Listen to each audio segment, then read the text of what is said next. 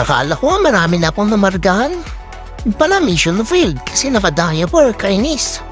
Nung napagod ako, tsaka naman kaming umakyat na Eco Lodge. Pero may natitira pa naman akong energy, no? Akyat. Yan na ako. Tito, tabi tito. Tabi, tito. Sawa ka mo na yung leash ko dito. Tara, tito, takbo tayo. Pangako na dala. Narakahan ko rito Eco Lodge kahit naka-diaper.